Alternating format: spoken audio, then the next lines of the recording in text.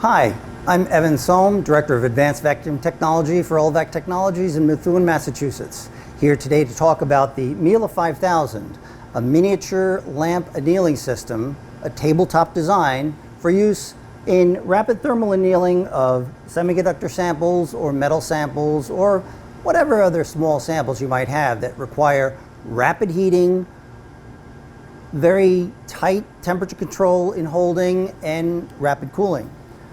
The instrument consists of this blue box, which is the Mila 5000 itself, and then you have a selection of ancillary equipment that supports its operation. Here is the computer, which is a data collection system and remotely operates and programs the temperature controller. In this region, we have the sample holder and the built-in furnace.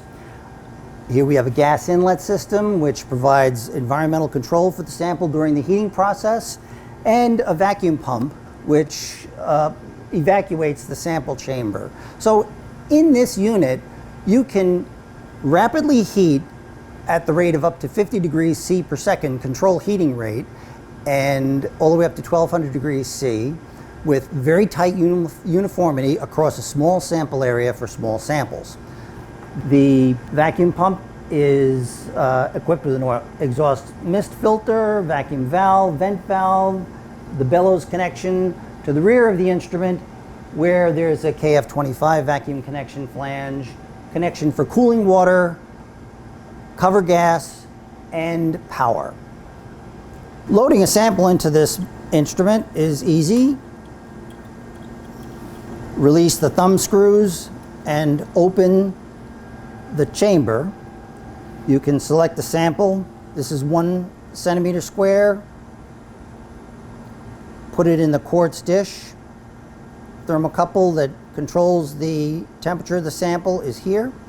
Actually, the thermocouple controls the power going to the lamps. When the chamber door is closed, the thermocouple connection is made to the temperature controller, and a vacuum chamber is then sealed. So now our sample is in the furnace chamber under vacuum, and this is our level. We can heat samples either in vacuum or under constant flow of cover gas or any point in between those two extremes. We have a gas inlet system here where we can allow some cover gas to flow into the chamber. That can be reactive as well. Some customers use this for CVD work. In our case, we're using forming gas. And we're letting it in at the rate of about 1 liter per minute. So with the cover gas flowing now, the sample is at atmospheric pressure under forming gas flow. And to begin the run, we come to the software. We can start the trend monitor so that we can see the comparison between our set value temperature and our actual, and press the execute button, and then the run begins. We can see the increase in programmed versus actual temperature, and we're heating now at the rate of 50 degrees C per second. It stops in this case with this particular program at 400 degrees C, and notice how we've turned the corner here very sharply, and the sample is now soaking at this high temperature. It's a rapid thermal annealing system, so very quickly the run will end and the temperature begin to fall. And there's the drop off in the set value temperature going back to 0, and the temperature now is dropping quickly on the sample in this cold wall furnace design. Once the temperature drops down to below 100 C, it's normal and customary then, and only then, to open the chamber and remove the sample.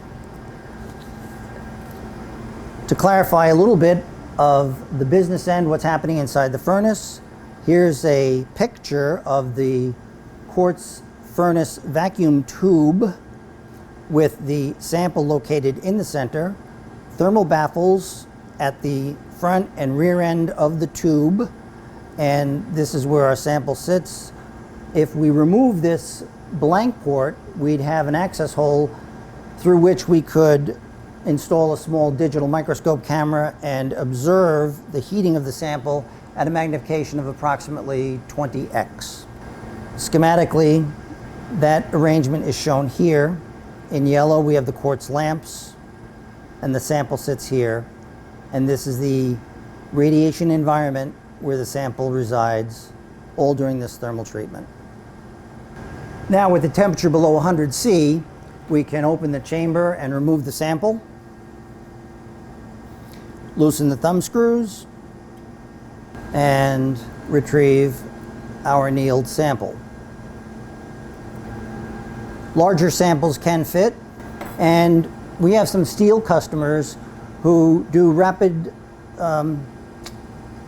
thermal annealing of their sheet steel samples, and they want to quench them after bringing them to 1,000 degrees C. So they would just open the furnace and completely remove the sample and drop it into a bucket of cold water to do water quenching. This is quite a flexible instrument. It provides very large system performance with R&D lab flexibility for attractive price without a lot of infrastructure. It's a system that can be installed practically anywhere. As you can see, it just requires a small pump or gas inlet system, a laptop for system control, and underneath the table we have a small water chiller that provides cooling for the furnace. So this is the Mila 5000. It's a very nicely engineered unit. It's been manufactured for many years. It's ideally suited for multi-user type laboratory environments in universities or semiconductor fabs, process development laboratories. It's a widely applicable heating platform for materials research and development.